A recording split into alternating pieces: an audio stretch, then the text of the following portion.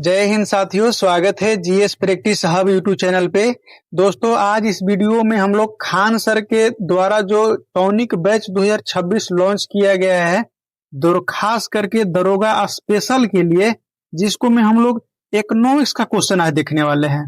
Geography का question है वो आपको ऑलरेडी अपलोड कर दिया गया, वह वीडियो अगर नहीं देखे हैं तो चैनल के डिस्क्रिप्शन में आपको लिंक मिल जाएगा वीडियो का, या तो फिर चैनल का जो प्लेलिस्ट है, प्लेलिस्ट में आपको चले जाएगा। जितना भी केवल केवल टॉनिक बैच के सारे जितना भी टॉपिक है उस सारे टॉपिक को कवर किया जाएगा, तो उसके माध्यम से आप उस वीडियो को भी जरूर देख लीजिए।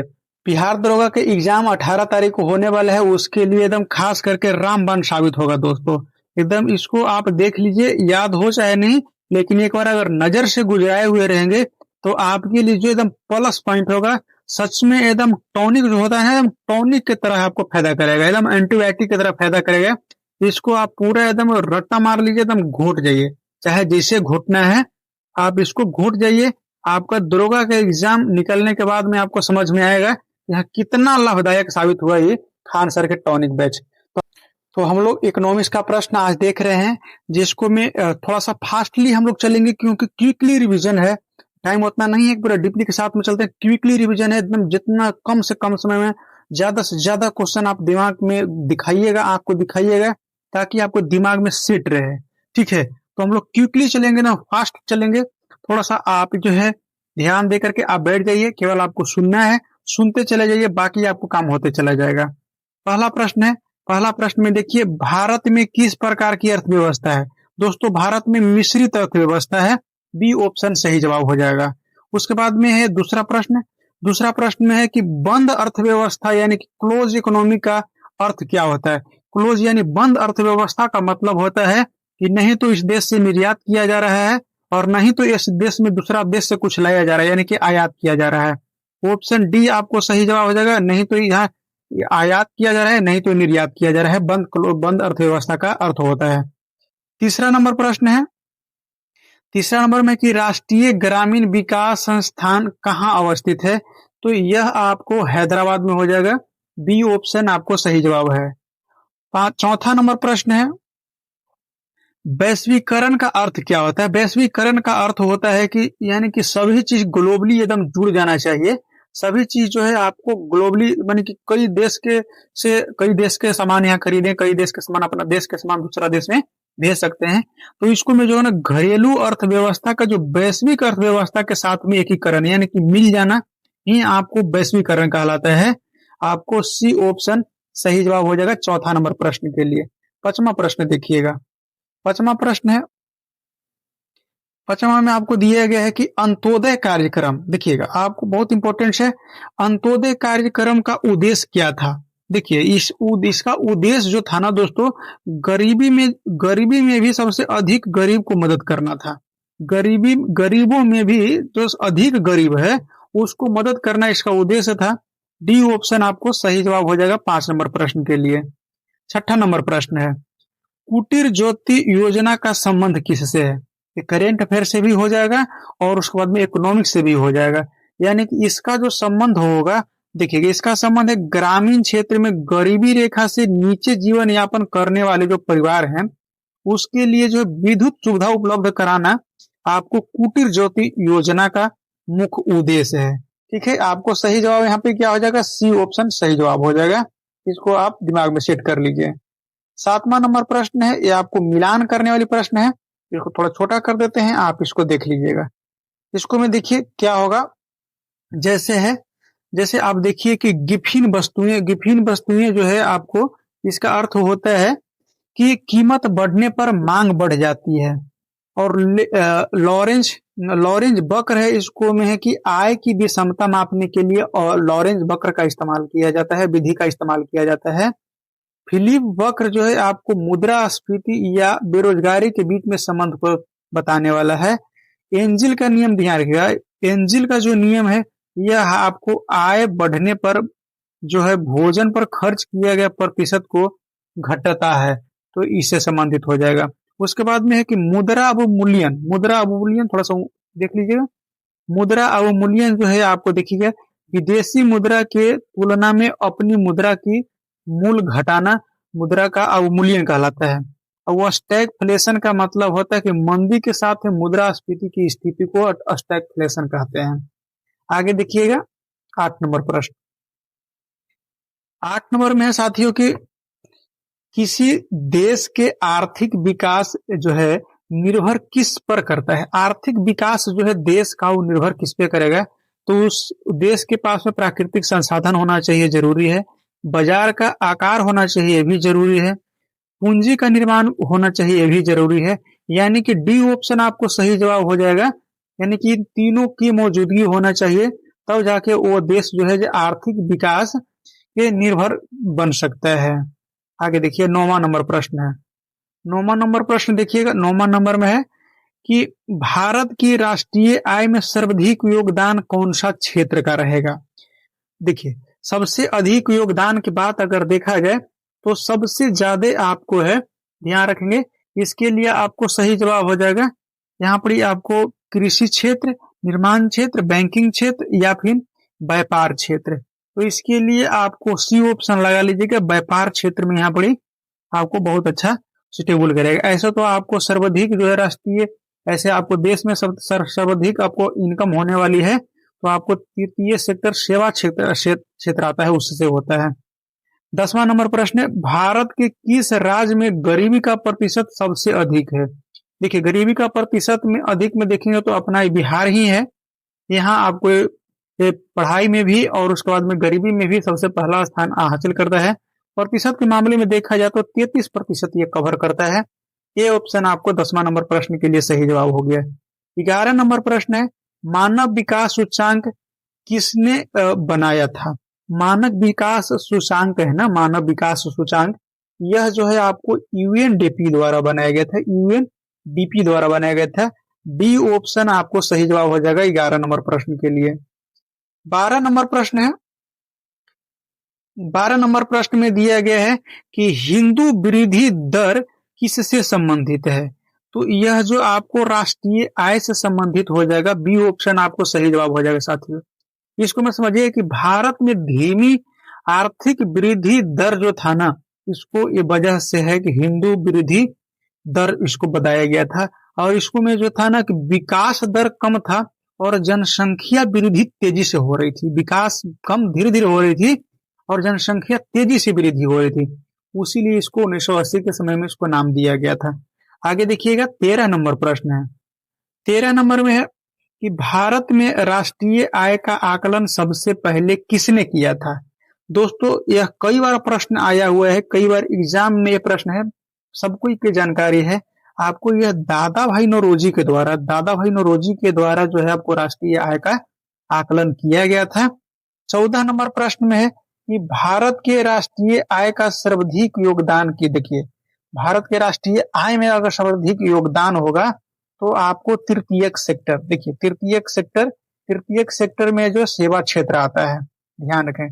प्राथमिक क्षेत्र में जो कृषि आता है, द्वितीयक क्षेत्र में जो तो विनिर्माण यानी कि उद्योग, यानी कि प्राकृतिक चीज का उपयोग करके अगर कोई दूसरा चीज विनिर्मित कर बना रहा है, जैसे कंपनी, फैक्ट्री, लोहा फैक्ट्री, तो यह सब द्वितीय क्षेत्र में आता है। तृतीय क्षेत्र में आता है जैसे सेवा क्षेत्र हो गया, डॉक्टर हो गया, चाहे हम भी एक आपको दे रहे हैं तो एक सेवा दे रहे हैं, ठीक है।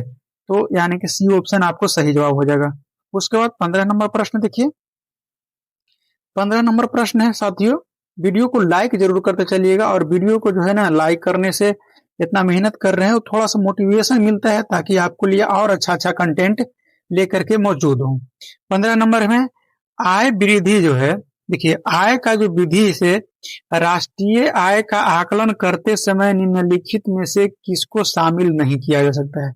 आय को जब आकलन किया जा रहा है ना, तो उसमें आपको आकलन करते समय किसको शामिल, किसको में से नहीं किया जाता है। तो देखिएगा किराया है, इनकम आता है, मिश्रित आय है, आता ही है, आपको अवितरित आय है, ये भी लिया जाता है, लेकिन जो पेंशन से आय ना, पेंशन को नहीं लिया जाता है। इसके लिए आपको ध्यान रखना, पेंशन को इसको में कैलकुलेट नहीं किया जा सकता है। सी ऑप्शन आपको सही जवाब हो जाएगा। उसके बाद है 16 नंबर प्रश्न। 16 नंबर प्रश्न में देखिएगा कि ऐसी विदेशी मुद्रा जिसमें शीघ्र जो है पलायन कर जाने की प्रवृत्ति हो, उसे क्या कहा जाएगा। यानी कि शीघ्र जल्दी ही खत्म हो जाने की प्रवृत्ति उसको में आती है। यानी कुछ समय के लिए आपको एकदम शेयर मार्केट का तरफ ऊंचा गया और फिर उसके बाद में डाउन हो जाना, इसका मतलब है ना कि यह गर्म मुद्रा है। डी ऑप्शन आपको सही जवाब हो जाएगा।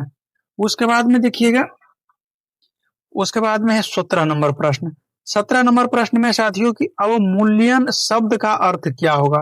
अवमूल्यन, जैसे मुद्रा का अवमूल्यन होता है, तो मुद्रा अवमूल्यन शब्द का जो अर्थ होगा, इसके लिए आपको सही जवाब देखिए क्या होगा।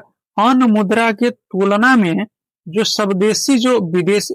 स्वदेशी मुद्रा की मूल्य में जो है घटना, तो यह मुद्रा का अवमूल्यन कहलाता है। यानी कि कोई दूसरा देश की मुद्रा से तुलना किया जाए तो अपना देश की जो मुद्रा है वह उसका मूल्य गिरते चला जाता है, यानी कि कम होते चला जाता है।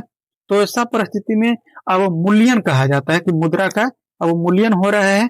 ये ऑप्शन आपको सही जवाब हो जाएगा। 18 नंबर प्रश्न देखिए। 18 नंबर में साथियों की भारतीय रिजर्व बैंक यानी कि आरबीआई का मुख्यालय कहाँ है। आरबीआई का मुख्यालय जो आपको मुंबई में है। सी ऑप्शन आपको सही जवाब हो जाएगा। आगे देखिएगा 19 नंबर। 19 नंबर में है, 19 नंबर है कि बैंक नोट प्रेस कहाँ है। बी ऑप्शन सही जवाब हो जाएगा। 20 नंबर प्रश्न है, भारत में सिक्के जारी करने के लिए कौन सी अधिकृत है। यानी कि भारत में जो सिक्का जारी किया जाता है वो किसका अधिकार क्षेत्र के अंदर आता है, तो यह वित्त मंत्रालय के अधिकार में आता है। बी ऑप्शन आपको सही जवाब हो जाएगा। 21 नंबर प्रश्न है कि बैंक दर। देखिए बैंक दर वह दर है जिस पर क्या होता है, बैंक का जो दर है जिसमें जो है आपको आरबीआई वाणिज्य बैंक यानी कोई भी बैंक को जो है विनियम बिल पुनर्लोकन करके जो है पूर्ण मूल्यांकन करता है, तो उसको आपको बैंक का दर कहते हैं। आगे देखिएगा 22 नंबर प्रश्न देखिए। 22 नंबर में आपको मिलान करना है। मिलान में देखिए क्या होगा कि जैसे प्रत्यक्ष कर है ना, प्रत्यक्ष कर जैसे आय कर, निगम कर और संपत्ति कर जो है आपको प्रत्यक्ष कर है। अप्रत्यक्ष कर में देखिए तो जीएसटी है, सीमा शुल्क है, उत्पाद शुल्क है, यह सब शुल्क आपको अप्रत्यक्ष कर में आता है। सरकारिया समिति का संबंध है ना आपको केंद्र और राज्य के बीच में। देखिएगा सरकारिया समिति का जो संबंध है केंद्र और राज्य के जो है वित्तीय संबंध को लिए यह सरकारिया समिति थी। केलकर समिति जो है आपको प्रत्यक्ष एवं परोक्ष का सुधार करने के लिए था। फिर उसको चलैया समिति है, कर में सुधार करने के लिए चलैया समिति थी। और राजा चलैया समिति जो है आपको काला धन पर नियंत्रण करने के लिए बना था।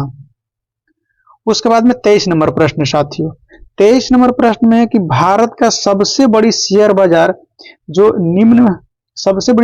निम्न में से कौन सा है। तो देखिए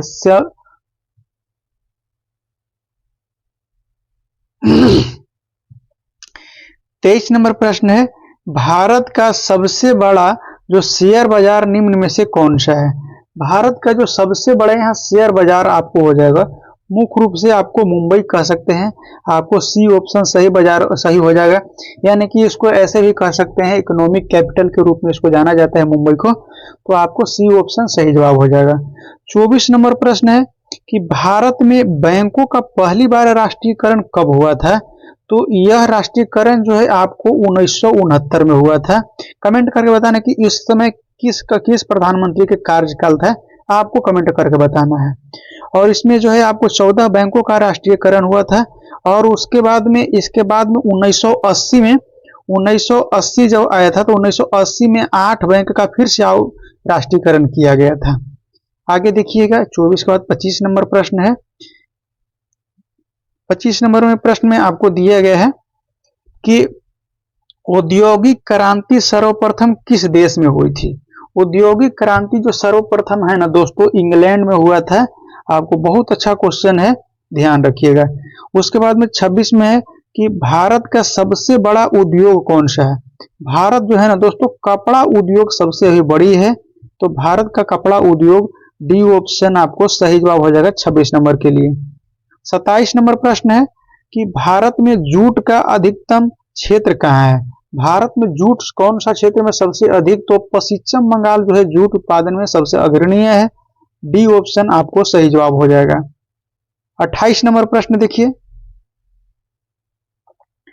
28 नंबर में है, भारत की कुल भूमि का कितना प्रतिशत भाग जो है कृषि कार्य के लिए यानी कि खेती किया जाता है, यानी कृषि कार्य किया जाता है। तो आपको 52.7% जो है भूमि है उसको कृषि कार्य किया जाता है भारत में।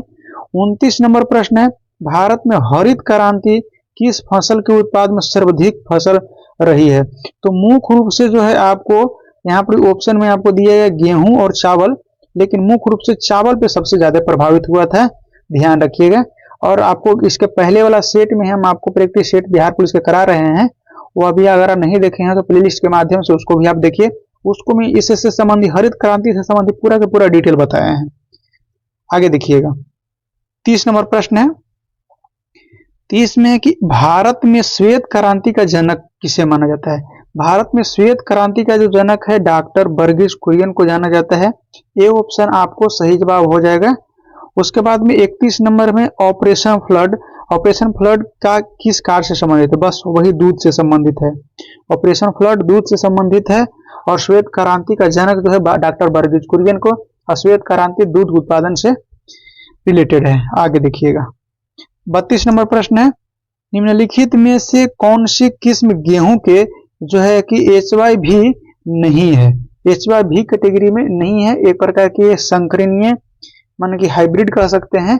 तो यह आपको रत्ना है ना, रत्ना नहीं है, बाकी आपको सोनालिका, कल्याण सोना और गिरिजा ये सब जो है आपको HY की कैटेगरी में यानी कि उसके द्वारा संशोधित किया है। 33 नंबर प्रश्न को देखिएगा, 33 नंबर प्रश्न है, भारत में तंबाकू का सर्वाधिक उत्पादन करने वाला राज्य कौन सा है। यह आंध्र प्रदेश है। बी ऑप्शन आपको सही जवाब हो जाएगा। वीडियो को जो लाइक करते चलिए दोस्तों, वीडियो को लाइक करते चलिए। चलिए 34 नंबर को प्रश्न को बताइएगा, संघ सरकार के जो राजस्व में सबसे महत्वपूर्ण स्रोत है वह क्या होगा। और यह भी बताना है, करेंट का क्वेश्चन समझे तो हो गया कि बजट वो 2025-26 के अनुसार बताना है। तो यह बजट 25-26 के अनुसार जो बताना है, तो इसको में आपको संघ सरकार का राजस्व का सबसे महत्वपूर्ण अगर स्रोत है तो यह आय कर है। आय से जो कर प्राप्त होती है सबसे महत्वपूर्ण स्रोत माना जाता है केंद्र सरकार का। ए ऑप्शन आपको 34 नंबर के लिए सही जवाब है। 35 नंबर प्रश्न है, भारत में जो पंचवर्षीय योजना का अंतिम रूप अनुमोदन किया जाता है, यानी कि पंचवर्षीय योजना का अंतिम स्वीकृति किसको द्वारा दिया जाता है। तो यह है आपको राष्ट्रीय विकास परिषद के द्वारा अंतिम स्वीकृति दिया जाता है। डी ऑप्शन आपको सही जवाब हो जाएगा। 36 नंबर प्रश्न है, निम्न में से कौन सा सुमेलित नहीं है। देखिए इसको में से कौन सा सुमेलित नहीं है, तो देखिए प्रथम पंचवर्षीय योजना है 51 से लेकर 56 तक, एकदम बिल्कुल सही है। और उसके बाद में आपको तृतीय पंचवर्षीय योजना है, ये आपको गलत दिया है। तृतीय पंचवर्षीय योजना है आपको 1961 से शुरू होकर के 66 तक चलता है, ध्यान रखिए 1961 से शुरू होकर 66 तक चलता है। उसके बाद में छठी पंचवर्षीय योजना है आपको सही है, 80 से 85 तक चलता है। और 10वीं पंचवर्षीय योजना 2 से लेकर के 7 तक चलता है। आगे देखिए पंचवर्षीय से संबंधित और सारे क्वेश्चन है इसको में, वो आपको उसको जानकारी वहां मिलेगा। द्वितीय पंचवर्षीय योजना सर्वाधिक जो है परिव्यय किस भाग पर किया गया था। परिव्यय मतलब कि सबसे ज्यादा खर्चा किस भाग पर किया गया था, यानी कि उसका उद्देश्य था क्या था, तो भारी उद्योग पर किया गया था। बी ऑप्शन आपको सही जवाब हो जाएगा। उसके बाद में आपको 38 नंबर प्रश्न है। 38 नंबर प्रश्न में दिया गया साथियों, भारत में गरीबी हटाओ का नारा किस पंचवर्षीय, फेमस क्वेश्चन है, एकदम VVI क्वेश्चन तो कह सकते हैं, लेकिन फेमस क्वेश्चन कई सारे एग्जाम में पूछा गया। 5वीं पंचवर्षीय योजना में है। 5वीं पंचवर्षीय योजना का काल जो है आपको कमेंट करके बताना है।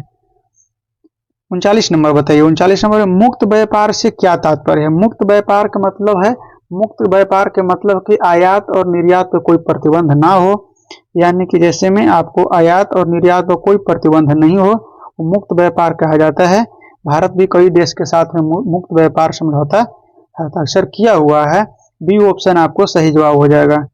40 में है कि मेरा सेठ का संबंध किससे है, तो मीरा सेठ, ध्यान रखिए मीरा सेठ का जो संबंध है आपको हथकरघा के विकास से है, हथकरघा के विकास से है। ये ऑप्शन आपको सही जवाब हो जाएगा, मीरा सेठ।